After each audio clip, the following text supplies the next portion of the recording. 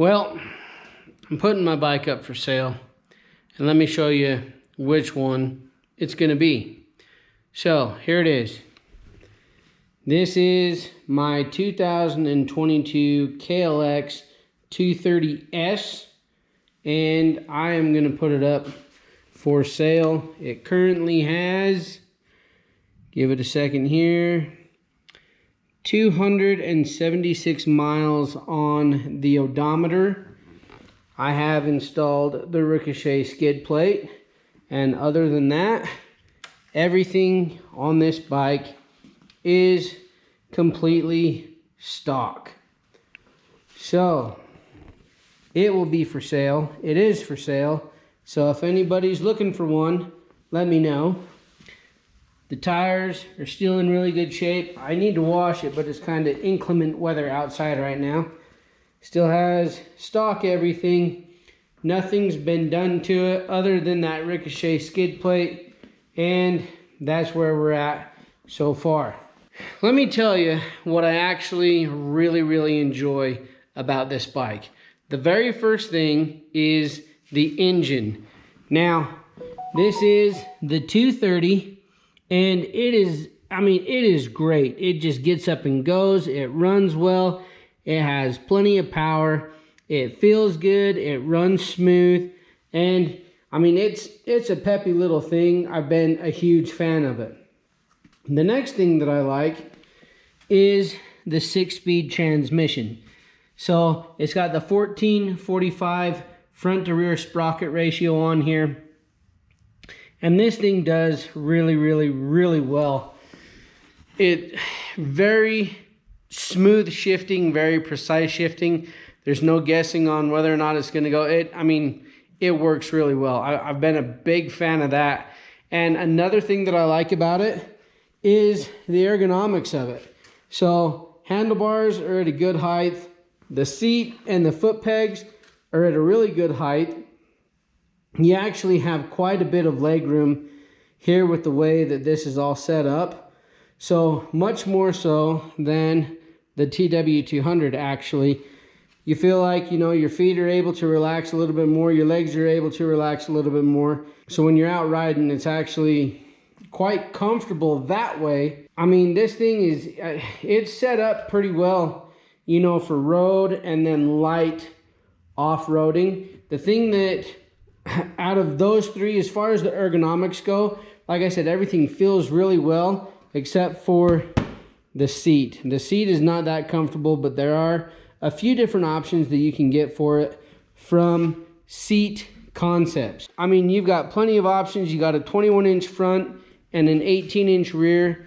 Full headlight, tail lights, turn signals.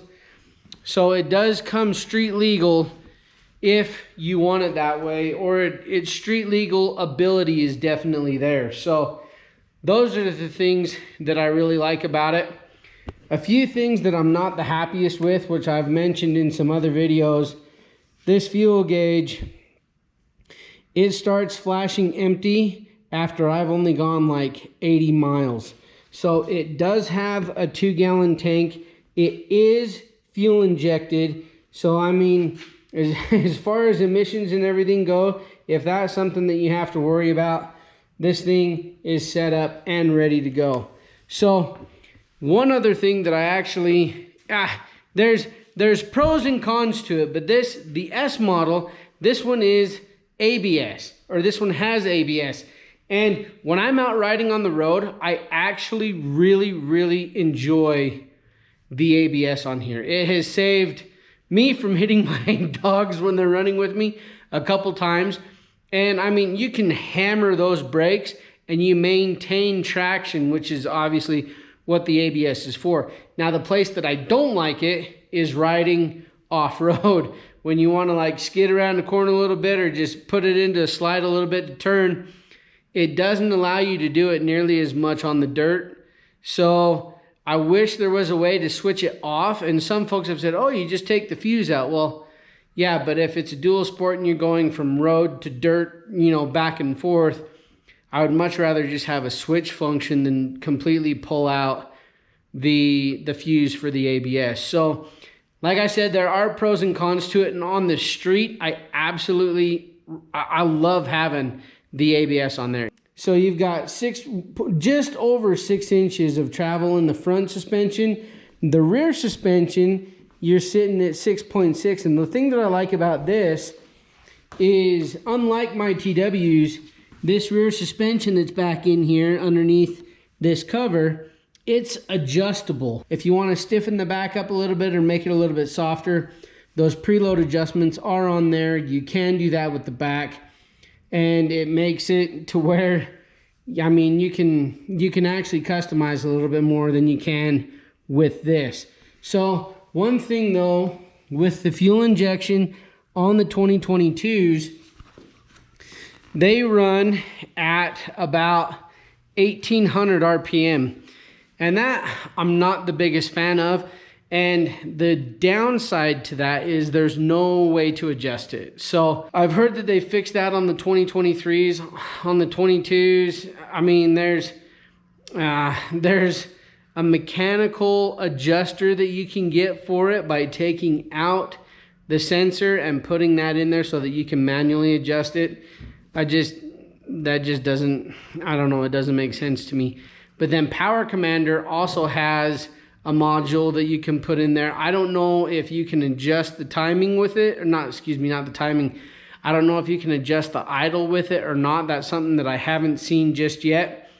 But that unit is pretty expensive. It's anywhere from, I think, $450 to $600 depending on where you get it. So that's something, you know, that might deter people. But I think this bike is excellent for road riding. So with the 6-speed, a lot of folks can get a lot faster with it than I can. I've had about 62 miles an hour as the top speed, or 63 out of this, with my elevation being at 6,000 feet. Other folks have said at sea level they've been hitting 70, 75. Plus I'm 240 on a 230, so that's a big disadvantage. But I mean, overall, this is me really nitpicking, but overall it's actually a really good bike. It's well built, it's solid, and I mean, it's fun, it's peppy, it gets up and goes, and I mean, it'll get you up to that top speed fairly well. So again, this bike is for sale. If you are interested in it, comment down below. I'll get together with you somehow. You can come take a look at it. You can, you know, this, that, the other. If there's questions or comments, put those down below as well. And as always, make sure to hit like, hit subscribe, and follow along. I'm Matt, this is Mob Street, and thanks for watching.